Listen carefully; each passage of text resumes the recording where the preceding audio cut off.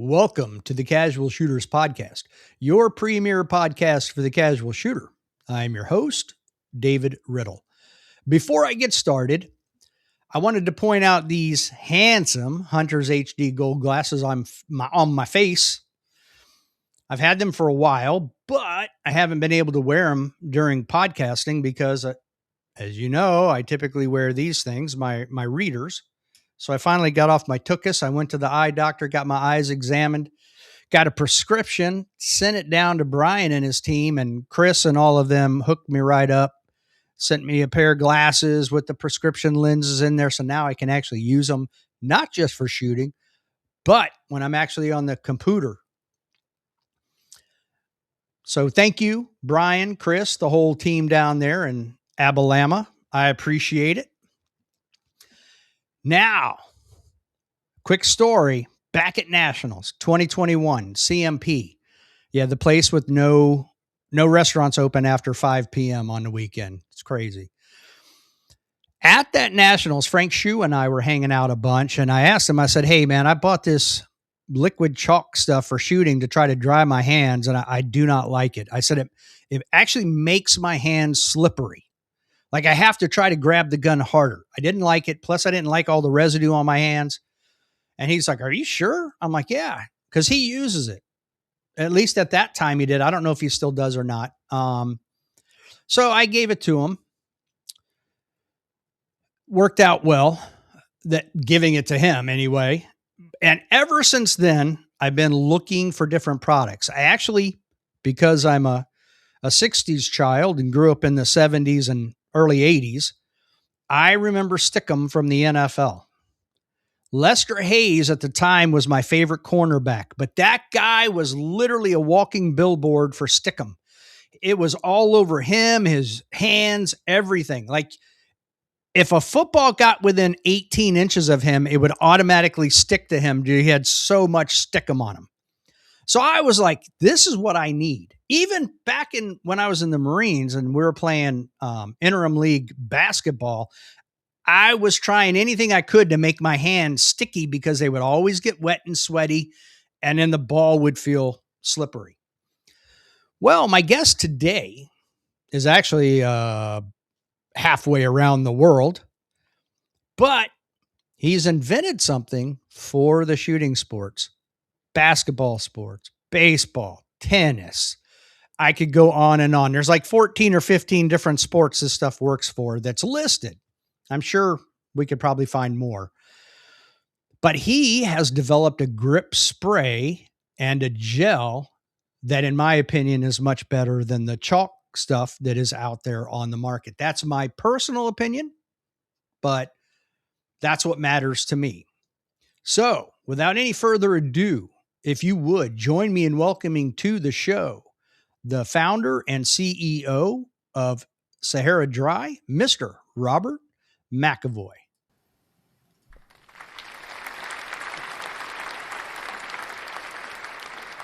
How are you, Rob? Good. Thank you, Dave. Thank you for the introduction. You're very welcome. If you would take a moment and introduce yourself in case I missed something. Yeah, so my name is Robert McEvoy. I am the founder and CEO of Sahara Dry. I am not the inventor, sadly. That is my business partner, who is a doctor in material science. But my job is to launch this and take it around the world. I'm English, but as you say, I live halfway around the world in Thailand, as per my background. And we started the company about 2 years ago, and here we are today. That background is very appropriate for you being in Thailand. Yes, it's 7:05 a.m. and I have the air conditioning on. It's very different. 5 a.m.? 7 a.m. 7 a.m. Oh, okay. Whew. Yeah, 5 a.m. Yeah. When you lived in England, did you have air conditioning? No, there's no air conditioning in England. We just have cold air. Okay. Where I'm from is not warm, so we would never need air conditioning. Okay. But now you're in Thailand where the humidity's high, the temperature's high, and it's almost unbearable. for somebody my size, and you get used to it. I'm sure your people in America, people in Florida, tell me it's as hot in Florida. Um, you just get used to the heat and manage it. It's a lot better. Heat is a lot better than cold. Is my experience. And I must be Polish because I'm the exact opposite. Yeah, no. my, I spoke to a friend last night, and he said, "Do you never get bored of the constant heat?" And I was like, "No, no, I hadn't even thought of it." So yeah, it's a great place to live. Great place to live. I will say, so I've been to Florida a bunch. I've never lived there, but I've been there a bunch, summertime, wintertime. But I think the Houston and Beaumont area, which is the very southeast corner of Texas, might have Thailand and Florida beat because it is just hot and 70+% humidity, like 9 to 10 months out of the year. It is crazy hot. Yeah, we have April, April is really really too hot, but the rest of the year is okay, and then winter time's beautiful. It's 20 degrees, 25 degrees, no chance of rain. For an English person, it's a dream. So, I spent a couple of years on Okinawa and I went to the Philippines 3 times, which is very similar to yes. Thailand weather wise. So, yeah, I totally get you. I can relate. So, Robert, before we get into any of this, I want to hit you with some icebreaker questions to kind of get the hard drive spinning. Okay. All right. Favorite movie? Um, Wedding Crashers. What? Really? Yeah, I love that film. What is it about the movie that you like? I love Vince Vaughn. I love Will Ferrell. Uh, they were great. Now they're not so good. Not so good, but yeah, it always makes me laugh, that film. Vince Vaughn has I like him too, but he has a very odd style of humor, which I actually Yeah, like. yeah. Any film he makes is a good film for me. But he He did seems a to couple respect of it. he did a couple of series too. The last series he did. I cannot for the life of me remember what the name of it was. It was like on Apple TV or Netflix or something Uh, like that. I'll try and It find it. was. We don't get the It, promotion out here, so it's oh yeah, it's really good. Um, I don't know that they've done a season 2, but man, my wife and I really liked it, and it was totally different. Like there was some humor, but it was more serious. I'll look. I don't know. Let me see if do this here real quick. Vince Vaughn, IMDb. The, Let's the see. first time I saw it, I was on a plane, and it was like they hadn't edited it at all, and I was sat next to this old Singaporean couple, and I was just just it's not suitable for a plane, and they hadn't cut any part of it, and it was just like I was crying with laughter, and That they were is. disgusted, but it was just funny. Let's see here. All right, so I've got a Bad Monkey. That's what it was. Never heard of it. and and that was in 2024, and he was the executive producer. I'm clicking on it now to see what Apple TV Plus. Yeah, that was what it was. That that was actually a very good series. I'm disappointed there was only 10 episodes and nothing more has come out. But that was good. It was a little bit of a thriller with some humor thrown in and some a little bit of some dark humor and comedy in there. So, pretty interesting. Anyway, all right. I'm going to assume that you look like you might have grown up before the internet was fully a thing. So Yes. you have probably read a book or two in your life. Do you have a favorite book? Um, I can't remember this. Child 44, I think, is the name. Tom Rob Smith. Charles Child, Charles. child, child 44. It's if you read the blurb, it's the most unpromising book subject ever, but it's very very well written. I like a lot of Ha- fast-paced books, so like David Baldacci, or I like the Reacher series. When you're on the beach, I find that very very relaxing. Um, Okay. but yeah, but yeah, that book, the Tom Rob Smith, they made a movie of it. But yeah, the first chapter is bleak, and then it's just really good. Oh, okay. You'll read the blurb out now, and people who haven't read it will be just like, "What is this guy on about?" But, it's really good. Child 44. Okay. And it looks like they made a movie about it too. Yeah, yeah. The movie's a bit, not. Well, I didn't like the movie as much, but I knew the ending. So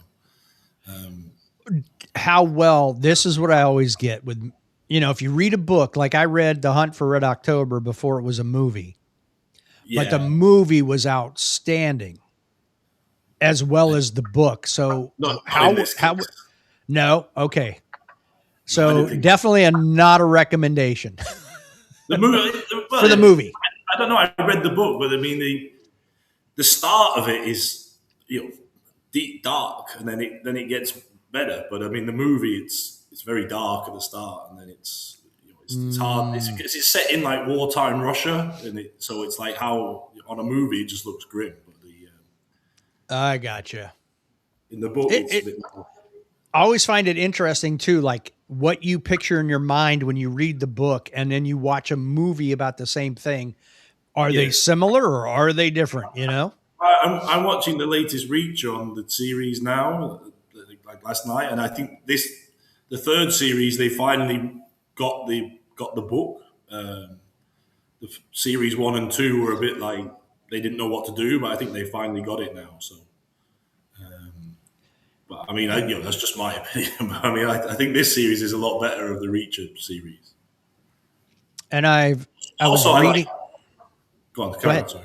No, I just remembered another movie, but I remember the guy from Reacher, the Ministry of Ungentlemanly Warfare. I think that's really funny. But So, all that's right, Reacher, real quick. Did you prefer Tom Cruise or the new guy? the new guy. The new guy's. I think he's a really good actor. He's I feel like he's very stiff, like he's very robotic. yeah, but I think that's the character he just picks. He's like he just picks characters that fit his style, and that's I, my opinion of movies and TV is I want to be entertained. I don't want art particularly. I don't want Beyonce singing opera. I want I want people to do what they do well. So that's what he does that role very very well, and I presume he gets paid very very well, and everyone's happy. If he started to do Shakespeare, I don't think that would work.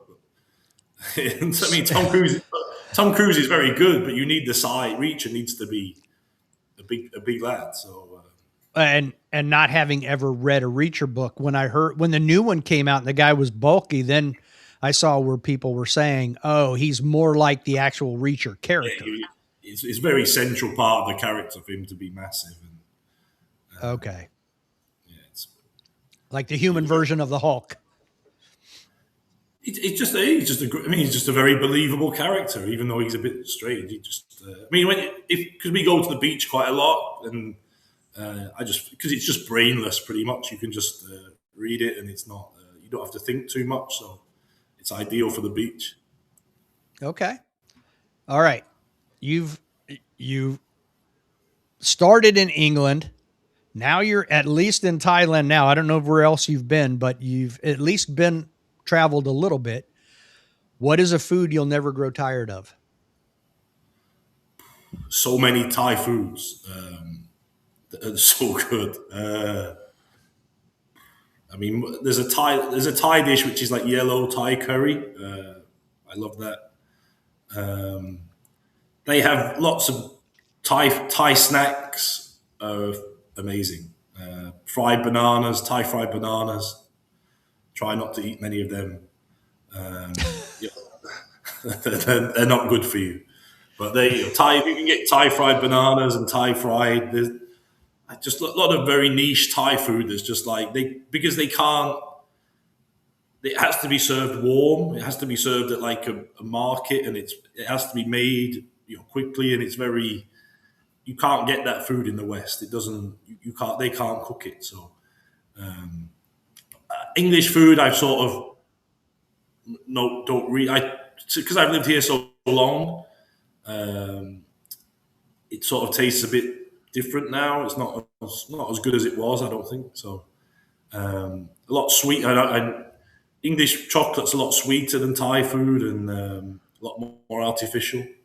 So, but there's so much great Thai food. It's incredible what they do. Were you living in Thailand in 22 when the World Shoot was there?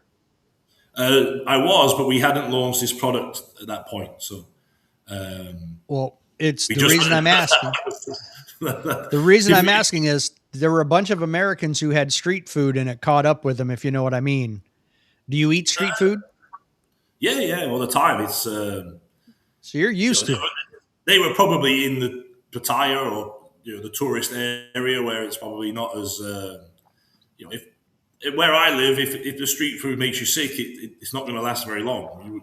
People won't go there. So some of the the street food is like more markets, and then they progress from there into like holes in the wall, and most people in the suburbs will eat in like holes in the wall or markets, not street stalls. But we got some, again, just like a random shack on the side of the road. You can get Michelin star food for $2, a dollar. It's incredible what you can get here. Wow, very nice. Yeah, it's a street. I mean, people don't really get sick from street food so much. I mean, depends. I mean, they will go out of business, but if they're serving tourists, they're not going to go back, are they? So it's Yeah, you're just sending them home with a Thai present. yeah. I mean, it's just but they don't know that, do they? They just but if they're serving local people and Thai people are queuing up, then it's always going to be good. My sister just went to Costa Rica and came back with a Costa Rica present. So Yeah. for like a week, she was losing a bunch of weight there for a week. Well, I haven't been sick like that for a while. Yeah, but when you get used to it, I think it's just the. And that's what I think. I mean, when you're not accustomed to certain things, it could literally just be a reaction to what you're eating. Yeah, some of the chilies and the stuff they put in here is not usual. So you can pick up ingredients. Like on Sunday, I had off coconut milk as part of a dish, and it's like it tasted really quite nice. But we asked what it was, and they said, "Oh, it's coconut milk that's gone off." And you're like, "Oh, I wouldn't have ordered that," but it tasted quite nice. So okay, it's like balut in the Philippines. I would not had that. I'm not eating that.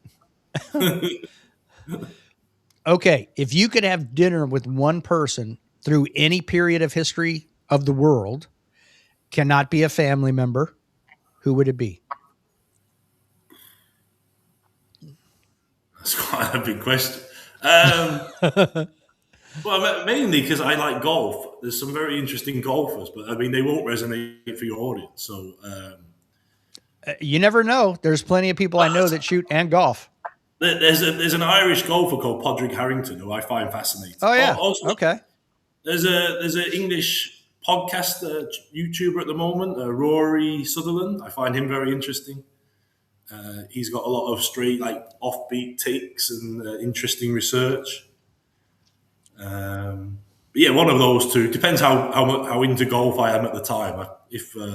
So no Winston Churchill, huh? Well, I think he'd be okay. But I mean, what we're going to talk about? I don't think we got along. I mean, I'm not. Oh, I don't know. Maybe World War II. Well, yeah, Churchill was an amazing man. He did a lot. He did a lot of great stuff, and he was a great drinker, and he did some great stuff. but I mean, I'm not sure we get on. He's Okay, supposed to be, but yeah, like a lot fair of enough. yeah. Try and keep it fun, not the not Not heavy. no. Okay, last one. If money were no option, if you had Bill Gates kind of money, what would you be doing?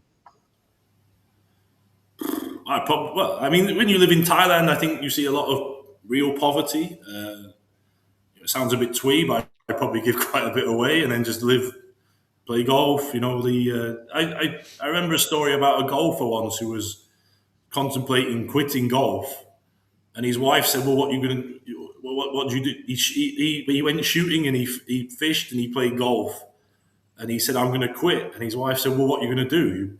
He said, "Well, I'm going to shoot, play fish, and play golf." And she went, "Well, you might as well get paid for it." So you probably just do what you do. I just maybe invest a little bit, I try and help some people, and then play golf. And it's a very good country to live well in. It's Thailand, so there's a lot of massages, beach, whatever. There's loads of stuff you can do. So just pretty simple, really.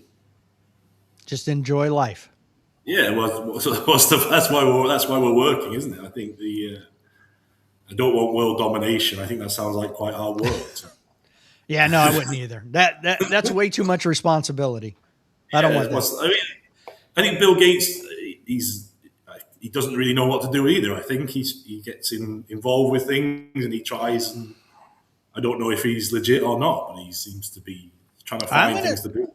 I'm going to say he just needs to retire and go live his life and get out of all Yeah, this. I don't know what. I think he's trying to be proactive, and he thinks he has to do stuff. But I don't think he does. He just needs to enjoy life.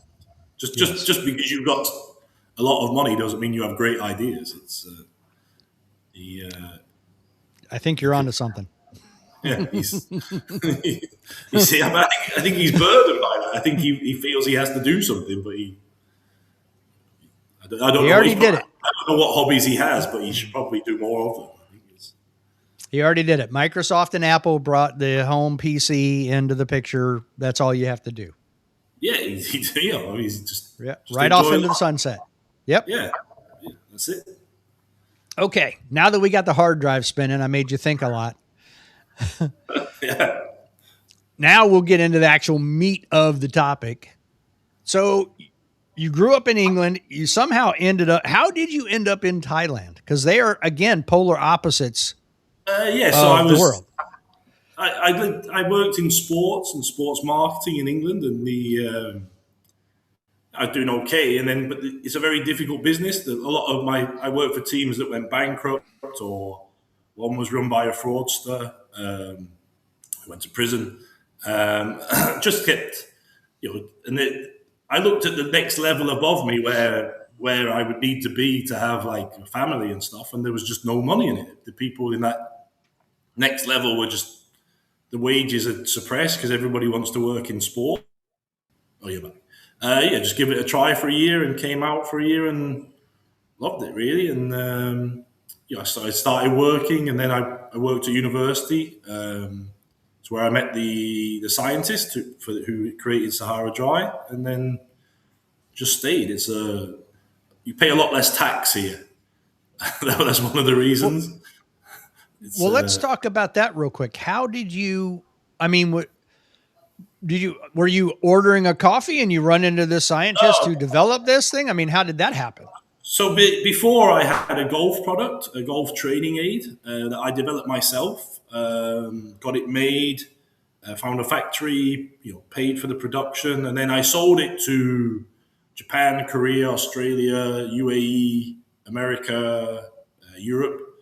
And then the Thai baht got strong. It was 60 baht to the pound, and it became like 40, 38. And all my margin just disappeared with that shift in the currency. So I sort of parked that. But I play for the university golf team. They have a staff team. In America, college sports is about the students. In Thailand, it's more about the staff. It's more a perk of the job. And the guy was on the golf team, and he knew about my product, and he he created he had the idea for this product, and he came to me and said, he can't. He had a couple of other products before in different sections, not related to this, and he's not very good at selling. So he came to me and he said, "Look, you've got experience of doing this. Do you want to work with me on a sports product?" So at the start, I said no, pretty much. I said I don't use sports grip. It's all chalk and or resin, and I don't think there's a market. And he was like, no, it's different. It's different. And I did some research, and then I tested it, and it was like, wow, this stuff's unreal. It's like, if this doesn't work, then nothing's going to work. So we started. That's why. So he coincidentally lives pretty close to me, but we never see each other. Pretty much just on the golf team. So just like that, pretty much. What's your handicap? I think it's scratch. I think. Whoa. No, but this new handicap system I don't agree with. But I think mine's like 700. Maybe what I might have gone up to 1. I don't know. But scratch. Wow. Well, that means you're a good golfer. Yeah. Yeah, you're a really good golfer.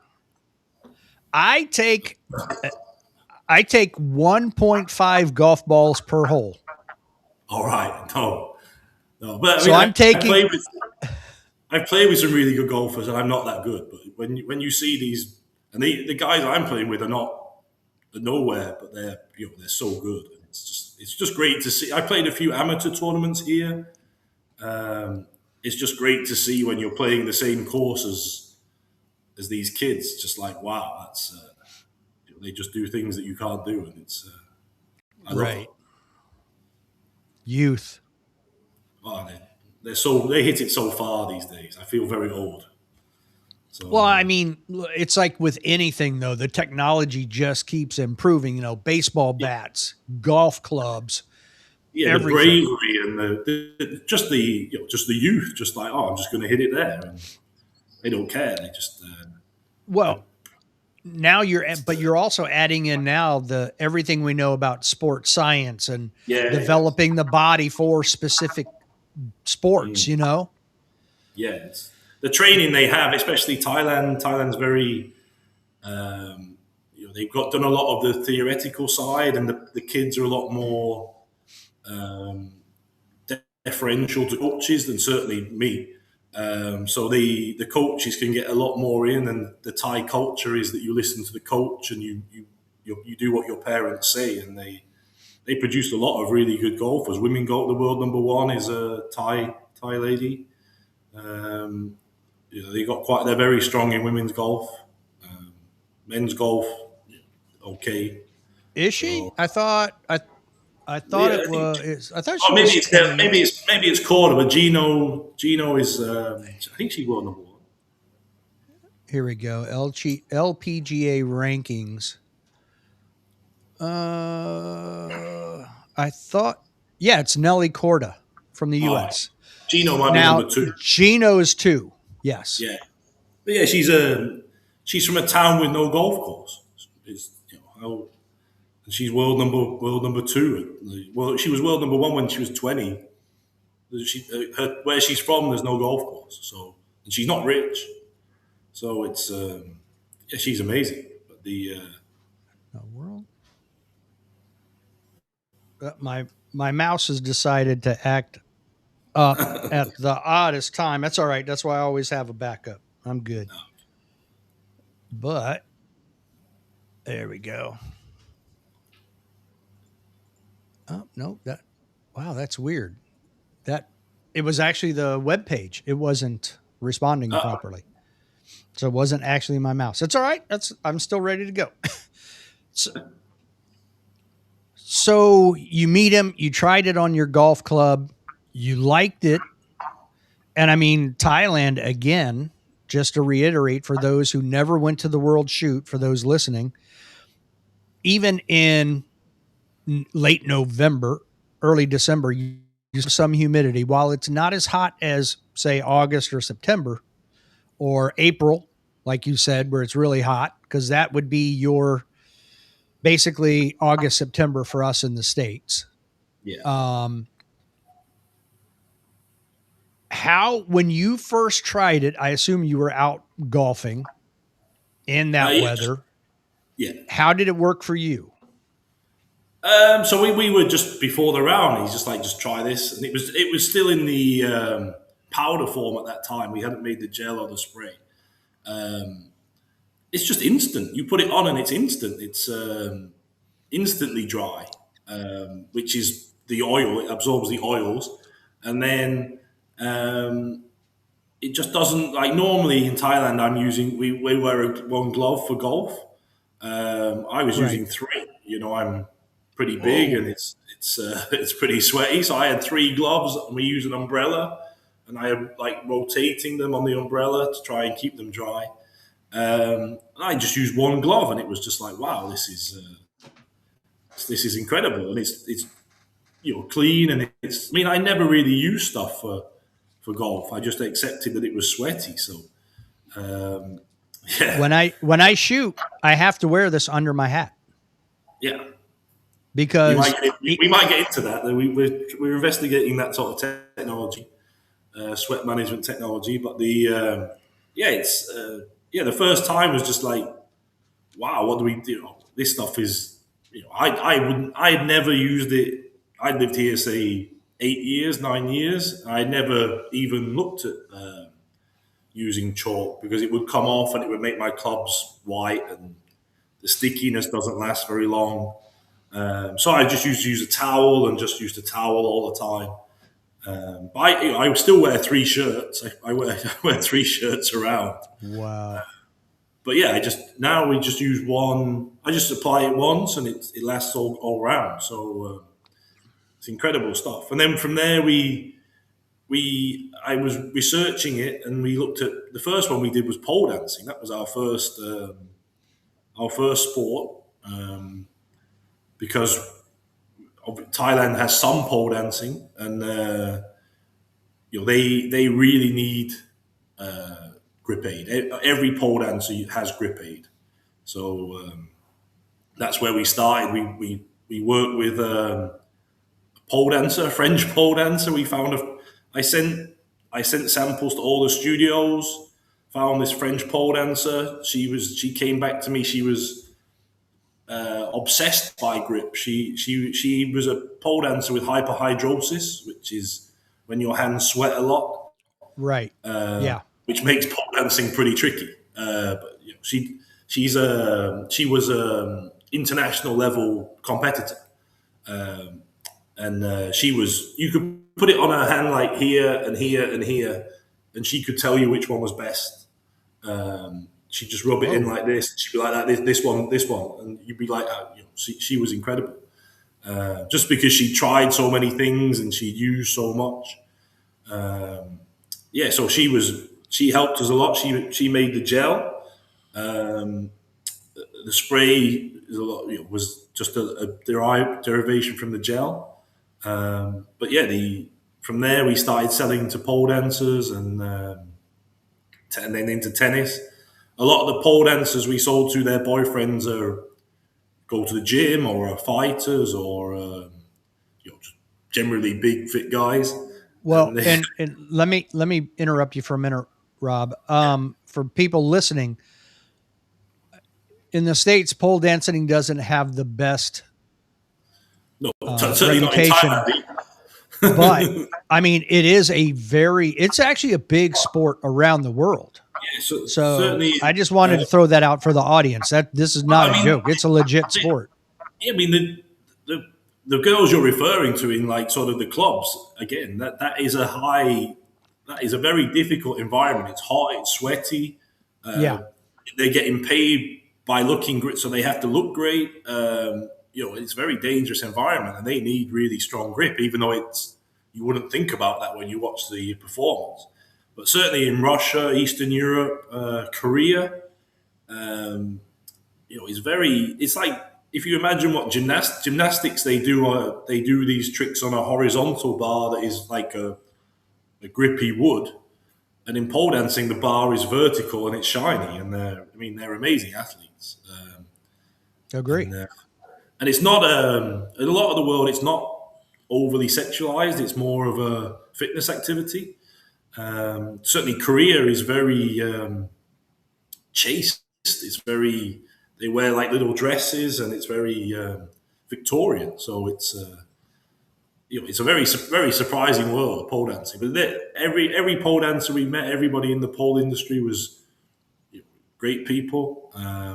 Our fulfillment in the USA, Susan, she's a pole retailer. But yes, pole was great because they loved it, and they're very independent women, and they just said, I'll buy this, and they just bought for their studio.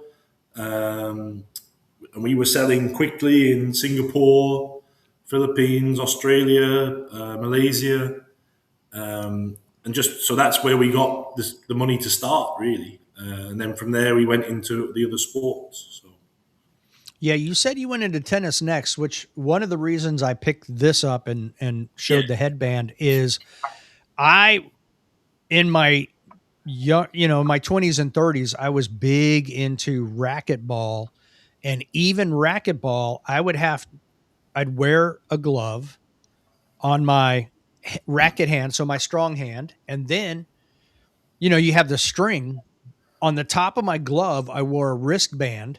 I would double it over and then wrap my racket tightly with the string around it. Part of it was to cushion that string, but the other thing was if I didn't, my hand would become soaked. yeah. I mean, So, any sport where you need grip. So tennis we went into because I knew it had like a structure of a network where we could get people. The reps would go out and take it to clubs, and they would sample it. But that's disappeared from when I used to. I used to know somebody who had a tennis retailer, and the reps used to come in because the reps used to visit us at the same and then go next door. But that's sort of all gone online. So the great thing with this product is the sampling. If we get people to sample it, they love it. So we tried to get into that network in tennis, but that network doesn't exist so much anymore. So we do okay in okay. tennis, but it's mainly online. So we in the UK and EU we sell on Amazon. We license it, and we're going to get into pickleball in the USA. We've got an agent partner there. Again, it works the same. You can spray it on the hand. You can put it on the glove on the arm here. So when I play, the sweat comes down onto like the grip from here. Yes. But if you spray around here, then that doesn't happen so much. So it's not playing pickleball in 35 degrees and 70% humidity is a pretty big challenge. But it does pretty well. It's not perfect, but it's a lot better than the alternatives. Absolutely. Now, how long did it take you guys to come up with the spray and the gel from the powder form? I think around, we were looking like a wax first of all, but then we met the Jenny, and she was like, pole dancing, we need a gel.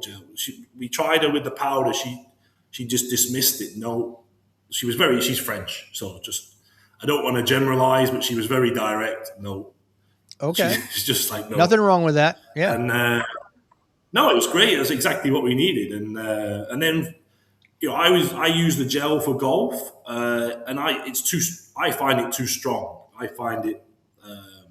I like a quite light grip and a like longer lasting, and that's why we went. So the scientist, I just say things to him, and he makes them, and that's what he likes to do. And he made the spray, and it works really well. So some sports we sell both.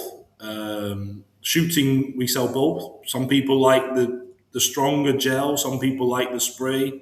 It's about personal feel and how oily, how sweaty your hands are naturally. But yeah, that's the basis of it. It's we've also got a balm now, like a skin protection balm, because I said to him that would be quite useful. So he Like just a goes and makes stuff. chapstick type So of a thing or what? yeah, it's like a Vaseline. So Okay. We're going And to what? bring this to the market soon. Once we just tried to launch it in Thailand. The customer feedback.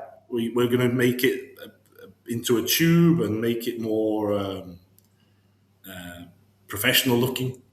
But again, it's a really good product. So it's just more things for me to do. But How? Okay, how does the yeah, I mean, we balm got work? What does that's that do? for like a Vaseline. So you put it on your. Whew. I just paused it while we were having some issues, and we're good. Yeah, it's Easy edit. fine. This is why I record it. Yeah, that wouldn't be good for viewers. No, no, I would turn it off if I was a listener or a watcher. Yeah. Where were we? Okay. Well, we were talking about the balm, and you said you were going to make it more. You said it was like a Vaseline, and you put it on something. But what are you putting it on? Your So you can put it hands? on your shoes, on your feet, on your body, on your like for runners, for swimmers. It's got a lot of like medical uses for feet. So we had a ultra marathon runner. These people who run crazy distances. He ran 100 miles, no blisters. So we know we've got something, but Vaseline are pretty big. So we have to be a little bit sensible about how we use our time because I don't know how it's sports grip is quite low barriers to entry, but the personal care market is a different world. So Yeah. we're gonna have to we don't know what to do really. So Yeah, that's a completely different market altogether. yeah, a lot bigger and a lot more competition and a lot more a lot more medical stuff as well. So we're getting into things that that will need certification and yeah. So we'll see about that. But the for the time being, it's great. I use it, but it's we just yeah. It's not. I mean, the spray and the gel are what we sell. So it's And that's what I have up on the screen here because I want to talk about it real quick. You said you like the spray. Tim yes. Herron, when he did his review, he said he liked the spray. I am the opposite of the two of you. I liked the gel Yes, I mean way that's more.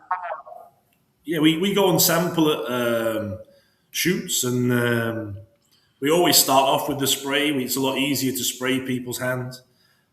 People go, "Oh, that's great," and then they say, "Can I try the gel?" So people have a need. People know their hands and what they like, and people who like stronger grip or more not stickiness but more friction, they will migrate to the gel.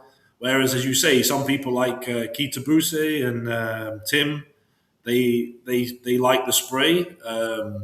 When I spoke to Tim, he was like more of a gel. He was more interested in the gel, and then when he tried them, he liked the spray. So it's more a case of people just trying them, but just we're testing with trainers, people who go and train with pay for sessions. We're trying to get product to those trainers so people can test before they do their practice, and then they can go away afterwards and buy it basically. So that's the.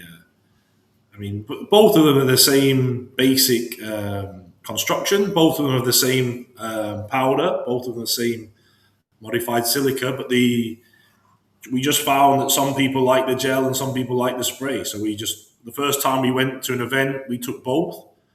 And we sold 50-50. And every event since, it's been pretty much the same. Sometimes it's a bit more gel, sometimes it's more spray, but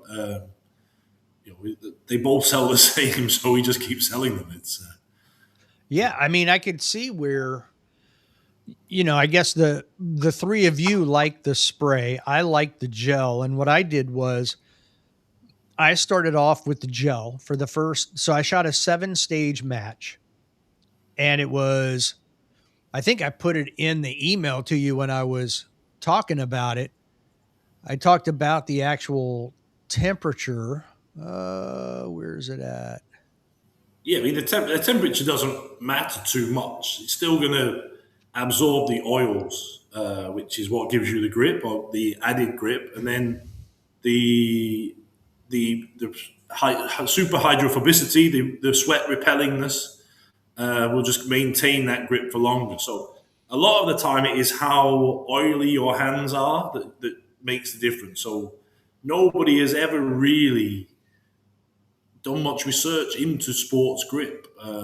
You think about protein and all this nutrition and the peptides and all the things that they do for sports nutrition.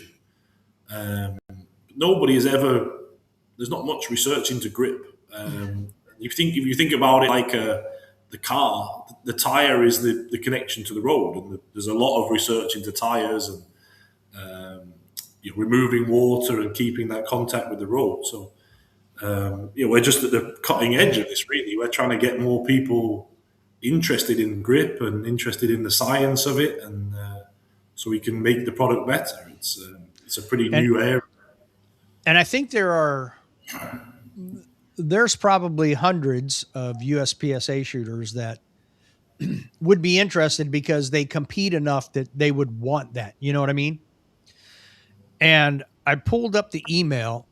So during that match, it started at 81 degrees, which doesn't sound like much. Okay, not, Fahrenheit. So, okay, not very hot.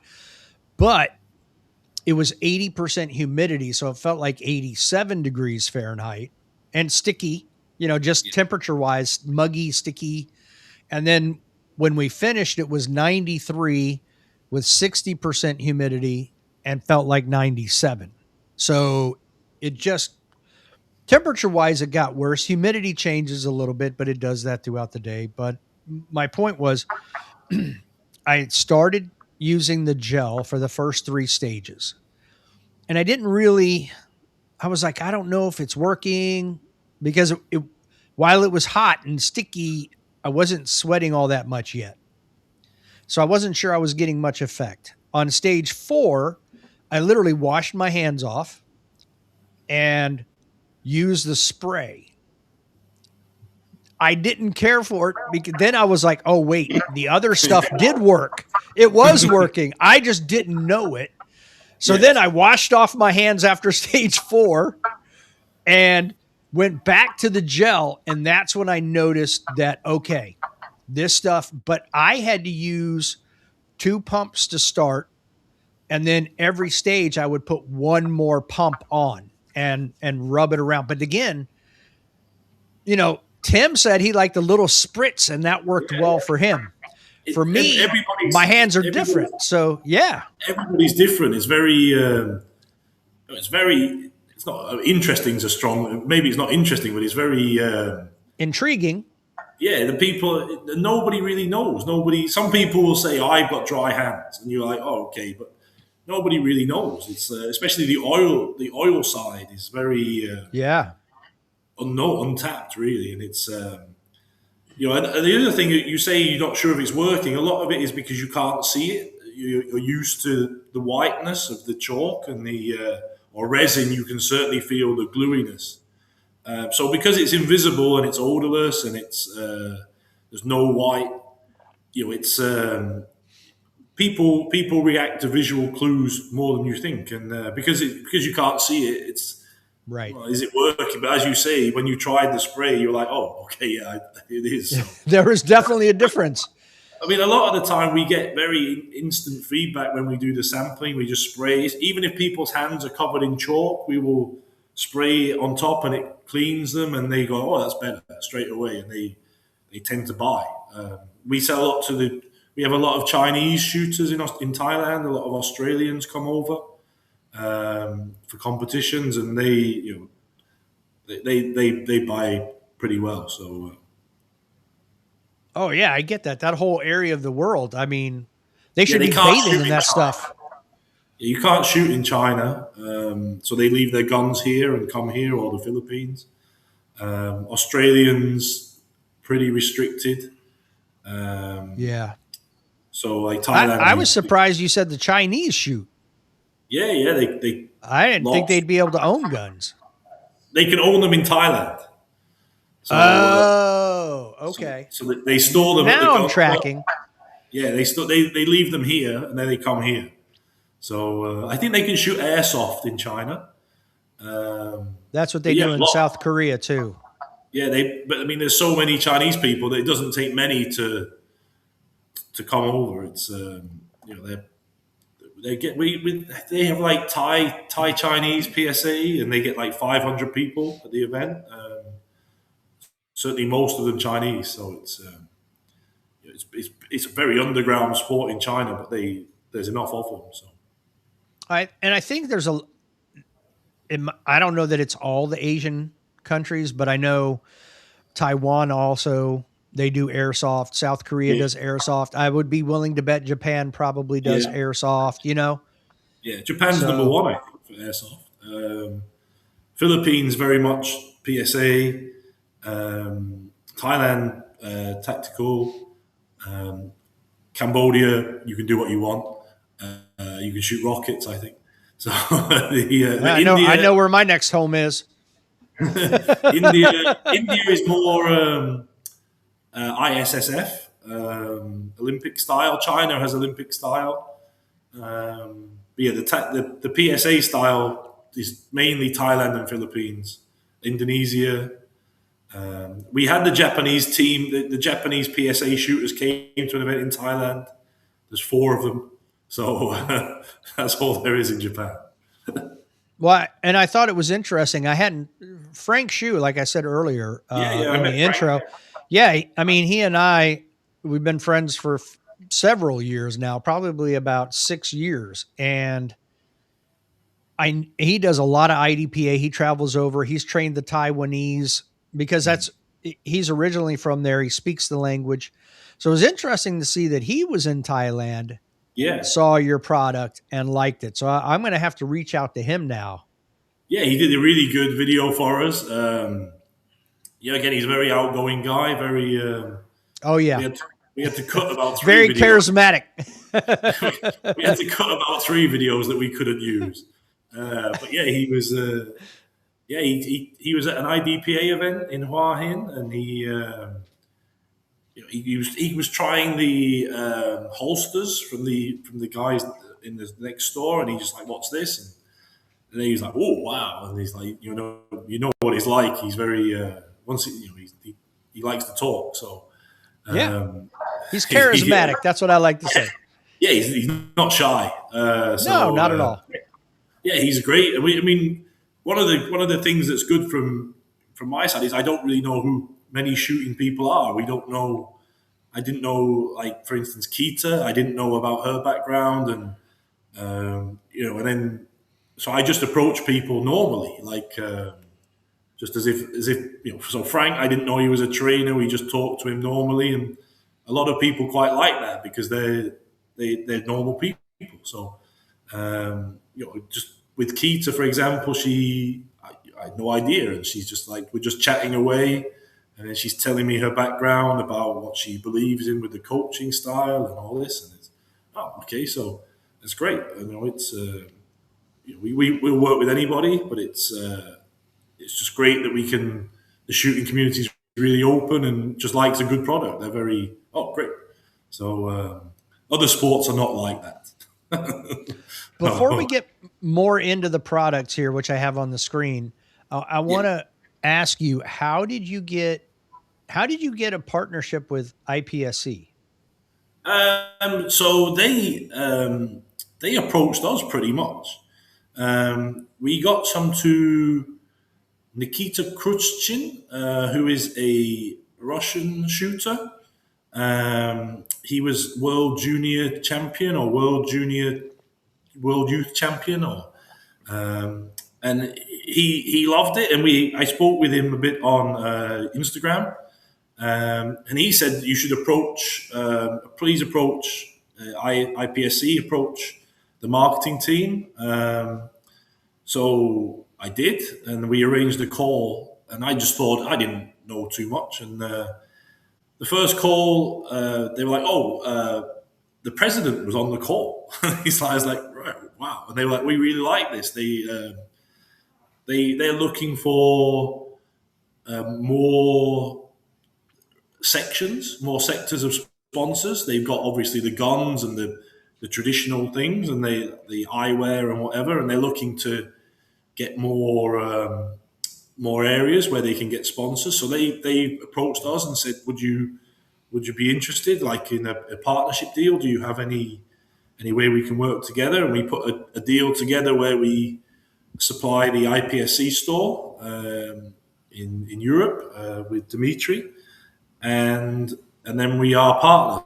And hope the idea would be that we progress. So this year is a great deal for us. Very thankful to them, and then next year hopefully we will be more established and we can give more back to them and more to the sport and keep progressing. That's the idea. Yeah, I mean, I saw that. I don't. Yeah, I see the IPSC logo on both bottles. So these are IPSC approved. So anybody from the States shooting an IPSC match, this is allowed to be used. Yes, I mean, there's no the laws are pretty straightforward. There's no real problem with chalk, or I think you can use resin as well. It's not, some sports rules are a lot more complicated. Shooting is fine. Most people, the barrier is the white powder or the resin sticking on the gun, not the laws. So if you're shooting IPSC, it is fine, but I mean most people don't really worry too much about that. The properties of the product are the main barrier to people. I don't believe they allowed grip enhancers, but they allow the dry grip spray. Yeah, you can't use like wraps or stick. Well, it can't be permanent. Yeah, it can't be permanent. You can do the removable, but not permanent. I mean, the people don't like the stickum because it damages the gun, and guns are expensive, and you wouldn't want to put that on. It's very difficult to get off.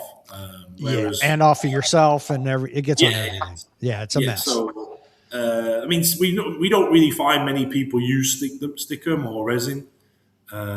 Most people use a chalk or a basic silica. So that's the main competition. So let's talk the spray and the gel. They're the same thing. They're just in two different forms. Yes. Exactly. So you keep talking silica. Yes. What is in these and how does it work? So it's a modified silica. So there's I'm trying to explain this like a layperson because that's pretty much what I am in this science. So you have the molecule. So magnesium, silica, they are slightly porous, and that's why they're used in other products. So magnesium will absorb water because it's porous, and the water can go into the molecule. With this silica molecule, it's sort of been, the best way I can describe it, it's like it's been bombed. So it looks like a town in World War II, as we're going back to Churchill. It looks like it's got holes in it, and the outside of it's extremely rough, which means that it can absorb things, but the roughness creates surface tension, which repels water. So the water will bead up and run off, and then it's got space to absorb the oils, which is what creates the friction on your hands. So I don't really. It's made from sand or rice. The silica we use. I don't really know how they do it. I've got. It's just one of these things that modern technology has made, and the genius is one, knowing what it does, being able to work with it, and then also making a gel and a spray is quite difficult scientifically. The reason they're the same price, there's more powder in the gel, but the gel is easier to formulate. The powder can precipitate, the spray can separate, which is why we say to shake it. But keeping it not separate is quite difficult scientifically. So that's how I understand it anyway. I'm not. I can't give you a more scientific response because I'm not a scientist. Okay, but like you're saying too, though, it's not sticky. Like when I use it, there's no sticky residue. But No, it's I also found that it did not make my hands slippery. You know what I mean? Like the it's chalk it's did. it's a very strange, not strange, but a very different phenomenon. So it's what it does is it when you rub it, it comes off. It's very fragile because it's been bombed pretty much, so it's very fragile. So when you do that, it just comes off. But it's already taken the oil and it stays in the wrinkles. You can't dig into the wrinkles. So when you sweat, your sweat would go into the wrinkles um, and then meet its friends and make a droplet of sweat, but it can't get in there. So it just comes off. Um, so like you will sweat. Your sweat is not like a big droplet. Your sweat pores are microscopic, and the sweat that comes out is invisible. And then when it joins together, you will see it. But with the Sahara Dry, the sweat comes off before it becomes noticeable. So you still sweat. It's not aluminium. It's not a plastic. It's just sits there on the skin in the wrinkles and does what it does. But it's not sticky. There's no resin. It's translucent. The powder is like a semi chalk. The magnesium is white. Chalk is white, whereas the powder in Sahara Dry is opaque or like semi colorless. So that's why there's no color to it. Yeah, translucent's probably the best way to describe it. Yeah. Yeah, it's sort of when you can see I put it on my hands already. I am pretty white skinned, but the it's not noticeable. There's no white streaks. It's the same as the back of my hand, which doesn't have it on. So as you say, it's not sticky. It's not slippery. Chalk. The molecules are bigger, so they sit on the surface, not in the wrinkles. So that's why you get the slipperiness. The chalk is on the surface, whereas with Sahara Dry, it sits in the Mm, wrinkles. So it's okay. so you, That you're explains it. yeah, you're getting the ultimate dry skin experience pretty much. It's taken the oil, it repels any sweat or rain, and there's no powder on the surface. So it's as your skin would be without any of those things. Okay. Hmm. I mean, and like I said, I have the 1 day experience, but I mean, by going back and forth, I learned, what worked for me. And I even told you, I said, next time I'm going to do what you talked about, which is I'm actually going to put a little bit on my lower forearms, like about 3 or 4 inches above my wrists, and then everything down all the way to the Yeah, tips of my fingers. I think that will also help keep me from having to apply it like every stage that I shoot. yeah. So your sweat will migrate, in for a better word. So you will, if you don't have sweat, if you don't put it on your arm, which most people won't do, you still sweat here, and then when your arm's there, it will just come down. And Yes. it can only repel. It repels the sweat away from your hand. But if it's humid or if it's raining, for example, there's only so much it can do. It's not a miracle. It's not a miracle. So we tried it for water polo, for example. There's too much water. It can't work for water polo because it's in water and it's repelling water away, but just more water comes in. So Right. if you're very sweaty, you need to put it like up here, and then for golf, I put it in here because I burn. So if you put it with sunscreen, it takes the sunscreen off. So yeah, so I mean, on the back for golf, on the back of my hand, I can't put it there because I'll burn. But I put it in here, and it stops the sweat coming through. So depends on the. I mean, if you put sunscreen on the palms, it takes the sunscreen off, which is brilliant. But you need to be. You need to just. I mean, most people just after two or three, 4 times, they've know what they want to do, and they try and test different things and find that it works. You might put it on your arms, and it feels a bit weird because you're just not used to that, and you're not very sweaty, and you don't need it, and that's okay. everybody's different. As you say, Tim Herron, he likes the spray, just a little. Keita Yep. says the same. She likes that, and she likes that it doesn't have build up and doesn't have like like stops the feel. She likes the feel of the spray because it's lighter and it's more contact with the gun. So it's all personal preference. Scott Jedlinski, he likes the gel, I think. So it's it's just personal preference. Yeah. Yeah. Oh, yeah. 100%. And that's where I think, too, like when I was saying earlier that I didn't know if it was working or not when I wasn't sweating as much. I think after stage 4, about that time, about stage 4, it started to heat up pretty good, where that's when I started to notice that I was sweating. And Yeah, that's probably when I should have taken the gel and put it on the backs of the hands and the wrist area and stuff like yeah. that. It just But migrates. It just yeah, I just needed to use it to determine how it would work better for me. So yeah. That's pretty common. Most people just start off with it, and then they will. Well, it just becomes like something you use. Like I'm sure you will make slight changes to your gun or your setup or whatever over time. You don't just have one setup. So it's the same thing. You will think, oh, that worked well last time. I'll just do this, or I'll just change this parameter or whatever. And yeah, it's just the same. It's just intuitive, and because there isn't that much research on people's hands. Everybody's hands are different, and we're just got to get that message out there. Really, just keep trying.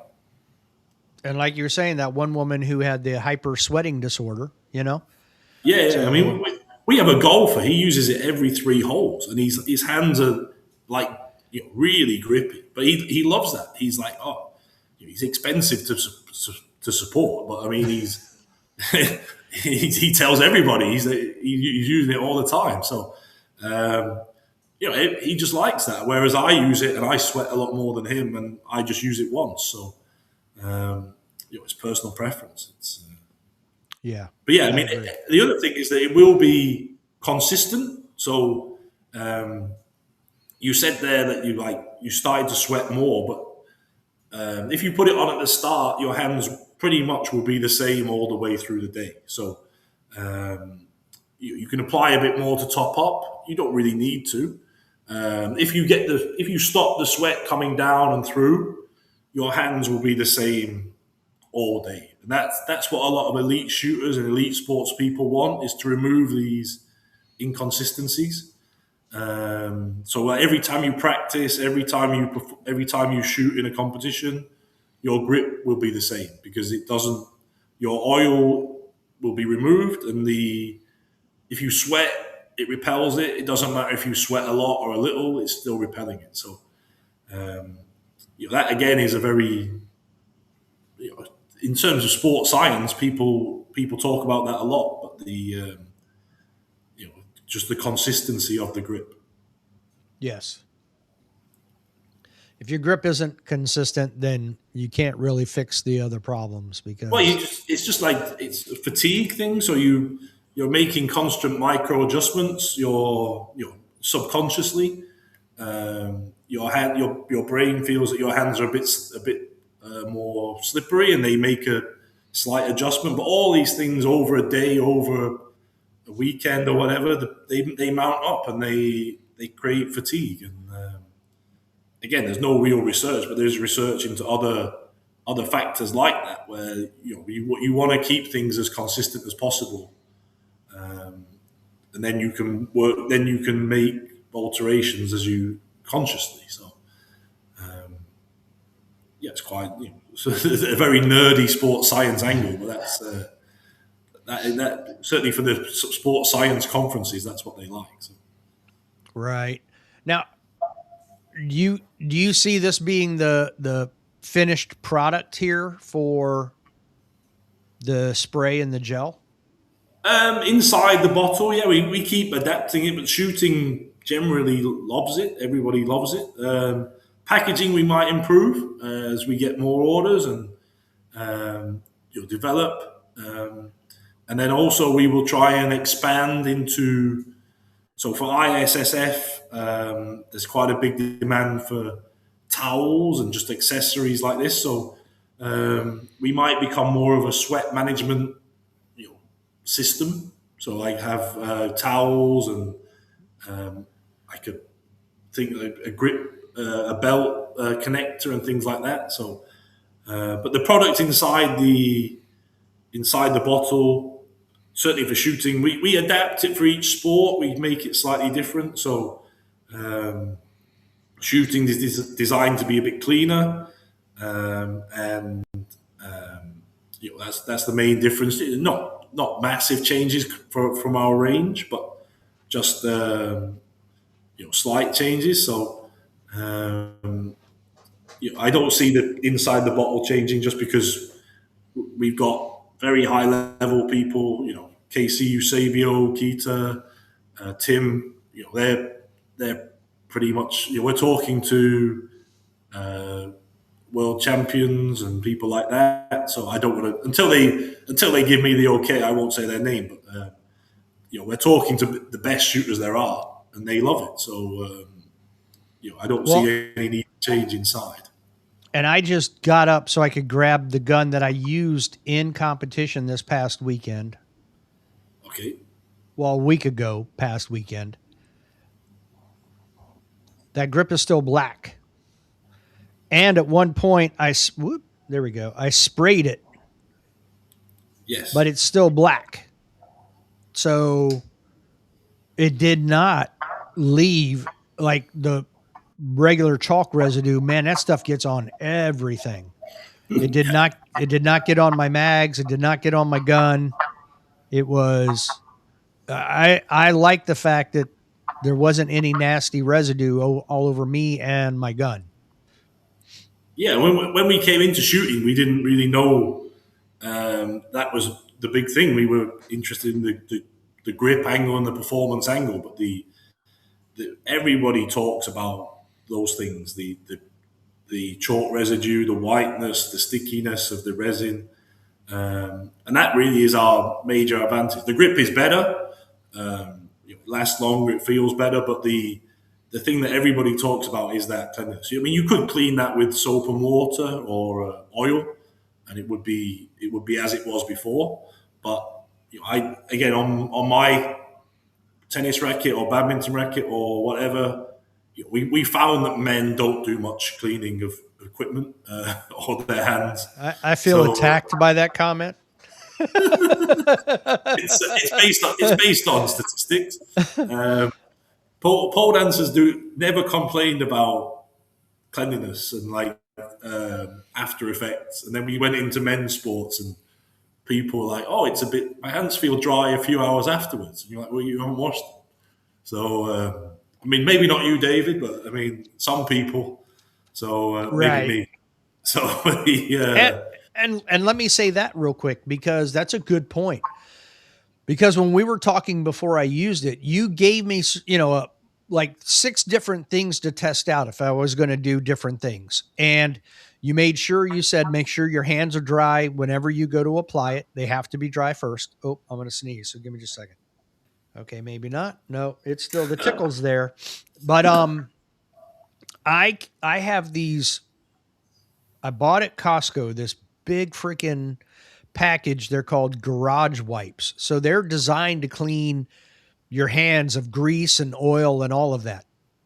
So when I said I wash my hands, these things are like the size of a paper towel. That's how big these wipes are. And they're strong like a paper towel. They're stronger than a paper towel. So I literally washed my hands, dried them off, and I was like, "Oh yeah, it's gone." Then I applied the spray, and then when I didn't like it, not didn't like it, I'm sorry, that's not the right word. When I felt like it didn't do as much as the gel, yeah, I grabbed another wipe, washed my hands off real quick, dried them real good, and then 2 pumps of the gel all over my hands. And I'm like, now, yeah, that's it.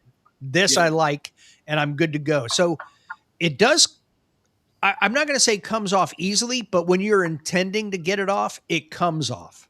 Yeah, you need soap or some cleaning agent. If you just put water on it, it's super hydrophobic, so Right. it just repels it away.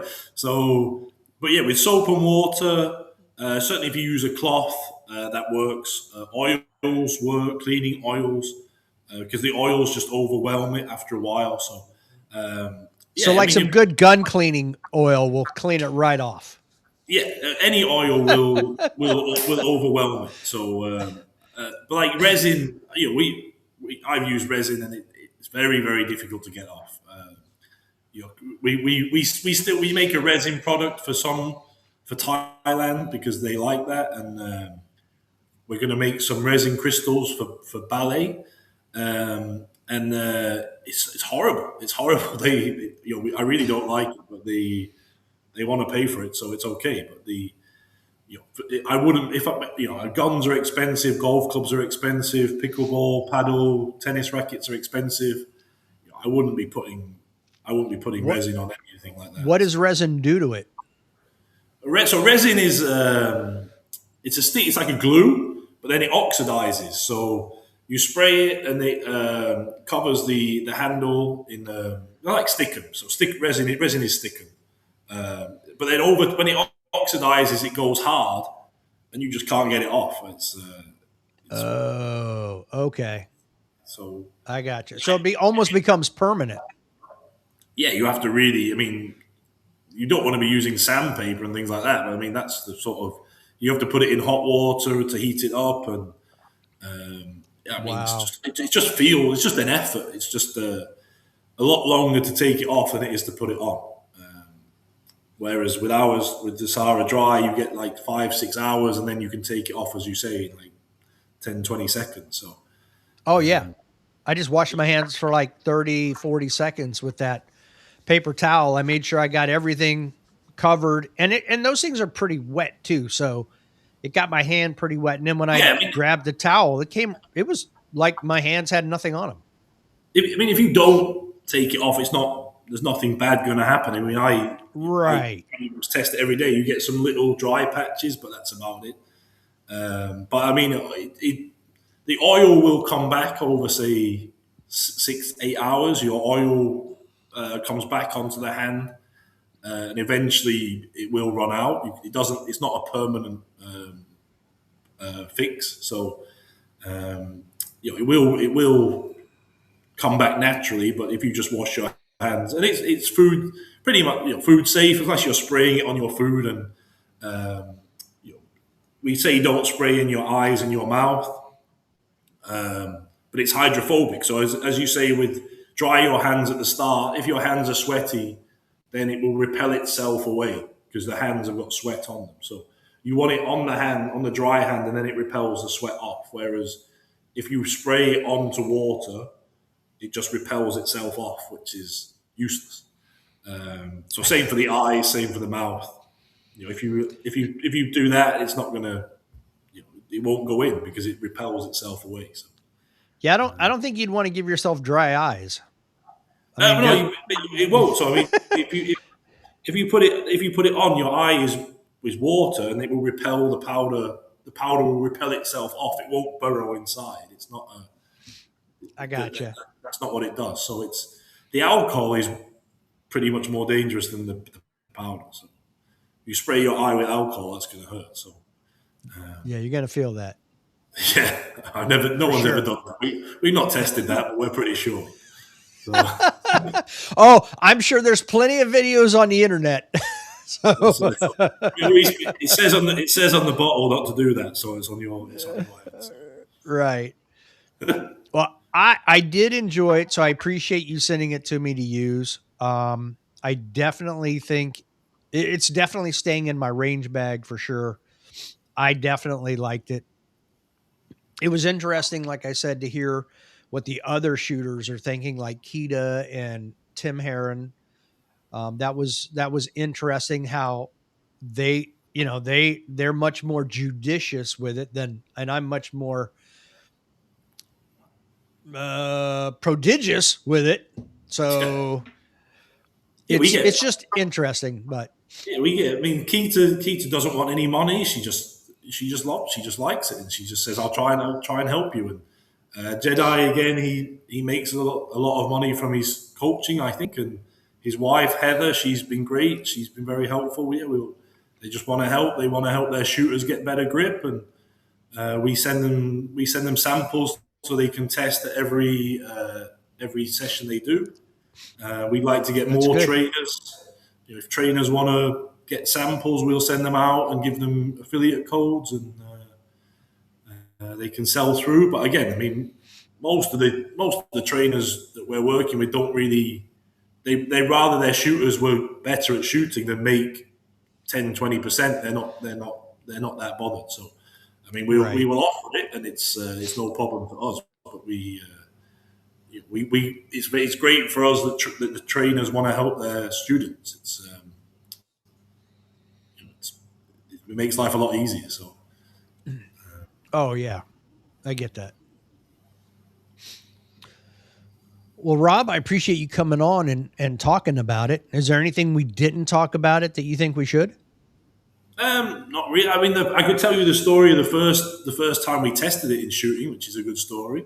Yeah, of course. I'm all about stories. Let's hear. Okay, so we went to we were at a golf event near us, like a junior golf event, and we were packing up, and this German guy came to play with I was just talking to him because he was white and I was white, and Westerners in Thailand, and he's like, "Oh, I've come for a shooting event. I've come to shoot this shooting event in nearby." We tried it, and he's like, "Oh, you should come to this shooting event. This stuff's really good. Like, come along." So we called. He gave us the organizer's number, and it was the FitAsk Asian Championship. So again, not IPSC, but the clay pigeon and the skeet, I think. And shotgun. Okay, shotgun. Yeah. So we went to we arranged to go. We went there, and we had no idea. I've never been to a shooting event before in my life. Never. No idea what to expect. And we went there and we started testing people. We some Russians, and they liked it, and some Russians bought, which is always a good sign. And we spoke to this guy from Cyprus. So he's like, I'm practicing today. I like to practice seriously. I like the stuff. I'll message you tonight. So give me your number. So messages me about 9:00. I like this stuff. I want to buy 50. Can I get it for this price?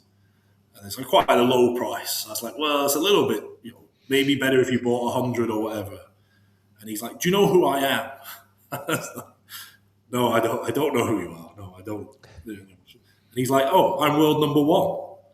And that was our first day in shooting. The world number one wants to buy 50 units, and he says, I'll do a video for you. And you're like, oh, okay. All right. So, the world number one compact shooter, that was our first day in shooting. And it's like, right, well, this could be quite big. This is not usual. So, from there we went back and we sold to Kuwait, and people from all over liked it. And then so that was our first time. That was January 25. That was our first event. And it was accidental. Yeah, it's just like, well, I mean, we just had no idea. And he showed me a certificate. He sent me the world number one certificate. Like Lefkios Miltiadoi is his name. Lovely guy. And I want just like those things don't happen in other sports, or it's very rare that you get that. So we knew we were onto something. I mean, for archery this week, I've been contacted. Someone said it was good for archery. I went to a Thai archery place. They liked it. I've been contacting archers. They're all very interested. So loads of possibilities, but just trying to keep it focused. We got too many on the website. Really, we sort of pared down a bit. We were going to get into cheer, but the people we were going to work with have sort of pulled out a bit or just delayed. So we're just trying to focus on that. I've bowled recreationally. Yes. And I mean, that's another one where, you want to have dry fit. What's that? 10 pin bowling. Yep. Yeah. So we spoke to Yeah, so some sports we will keep ourselves, and some sports we will maybe license it or partner. We spoke to a big company for bowling, but just a lot of these sports is just the time and the effort we need to get into them, and we found that shooting, gymnastics, pole dancing, golf, racket sports. They're our best ones. They're a great case of sports where there's a big need. I'm not sure this will go on air, but in gymnastics, there's two sorts. There's rhythmic and artistic. Rhythmic, we sell to everybody. Artistic, we can't get in, and so it's just keep trying different things. But yeah, now we're getting bigger. We're going to go with the ones that we think are the most promising, and shooting is everybody loves it. It's a very different marketing problem to have. Yeah. So Interesting. Now, I'm not. My knowledge of gymnastics is very very small. yeah, well, look at me. I mean, The artistic, is that the one where they do the ribbon, or is that rhythmic? no, that's rhythmic. That's the rhythmic one. So Okay. they can't have any white marks and they can't have any stickiness. So Well, the target then is the one for them. yeah, so I've had the Bulgarian Olympic coach came to Thailand and she stopped practice and she ran over and said, "This stuff is amazing. We need this." And if you know any Bulgarians, that's not normal. And she was like, she was telling me a story about the Olympic finals, and it's like, I don't know anything about gymnastics at all. And Wow. The only thing I she, know is before 1990, when you still had all the Eastern Bloc nations, Bulgaria was one of those that did steroids. That's all I know. rhythmic, there's no real rhythmic's just practice, but you watch it and you think, why do they need grip? But like she's like, you're catching a ball in front of 20,000 people, and and you throw it high in the air, and you're watching it come down. It's like they said, it's really scary, and it's every little bit helps. So, I mean, artistic gymnastics is the beam and the bars and the floor. Okay, like the uneven parallel bars, the Yeah, beam, yeah. and the vault, and all that. Okay. They're still using honey and things like that. I mean, Honey? they people. I spoke to Olympic medalists who use honey. I'd be licking So my hands too much. yeah, artistic gymnastics is wide open if we can find a way in, but it's very difficult. But the rhythmic gymnastics, we've got the world number one, world number two, all the big nations. So Wow. yeah, so I mean, it's gone really well in that, and it's a sort of sport that you don't know how big it is if you're from England or America. But I think in Russia there's 6,000 clubs. In Bulgaria they get like 20,000 people just watch it on the weekend. So I mean, Wow. yeah, I know, crazy. Like what? Good Lord. Yes, That's like a basketball game here, or more. yeah, yeah. You just wouldn't. I mean, I've watched it and I don't know what I'm seeing, but I mean, they love it there. So Wow. yeah, that's a good Okay. market for us. But shooting is more active, more There's not much of an audience for many shooting events, so it's more participatory. So There's zero audience. Let's be honest, Rob. it's very difficult. Well, because I've been at these events, and as an outsider, you just can't see anything. So it's a very difficult watch because you It's don't. not. Yeah, it's not very good from just an outside perspective, watching They it. need to put a So tracer on the bullets or something. I don't know. I kind of like it. There you go. Yeah, That's where airsoft is so much better because you can see it flying. all right. Okay, I've never. I mean, I think I went to one airsoft, but we were outside, so I didn't really watch it. But yeah, it's just people clap at the end. Like we watch it, and people clap, and you're like, what? How good are their eyes? Like what are they seeing? Oh, So, that's funny. yeah, so That's it's hilarious. yeah. I don't see shooting getting a TV audience, but I mean, it's No, they're there are a bunch of us that are trying to move media coverage in that direction, but it's hard because too, it's like it's hard to get people to sit down long enough to watch it. And again, it's not very watcher friendly because it's not constant action. There's so much time between each shooters, and then between each group of shooters is even more time. So there's one big Action Streaming Live has started up there. They're traveling around and doing some stuff, but you basically have to. We're going to have to try to do it like golf, where you have commentators in between the golfers playing. Yeah, I So mean, obviously, because it's the safety is so important. You can't rush it, and you can't. I mean, the basis of the sport is that you can't really see the bullet. That's the, how would you make it right, visible? yeah. I mean, how are you going to, and difficult. the graphics with golf is amazing, where they can trace the flight of the ball. Yeah. So you can see where it's going, but how are you going to do that with a bullet? Well, exactly. I think there are limits to that technology. So it's, but I mean, like we found that a really big sport for the TV is arm wrestling, because they can hype it and because it's so easy to stream. You just have one camera or two cameras, and they just two cameras, one on each side. Yeah, you don't need a cameraman. You don't need anything. You can do loads of hype, and they just come on, and then they wrestle, and then they go off, and someone else comes on, and it's very easy, very low cost to film, and they get massive audiences for. It's crazy. Yeah, even I don't know if you know the game. Cornhole. Yeah, I've seen that. Yeah, I mean that's crazy. Like 10 years ago, they had $50,000 awards for winning the national championship here in the States. I don't know what it is now. I haven't watched it in forever, but I was just like, what? For throwing a beanbag through a hole. People watch anything as long as it's just. I know. If it's easy to film, but some things are not as easy to film as others. But the rest arm wrestling, they got they want money.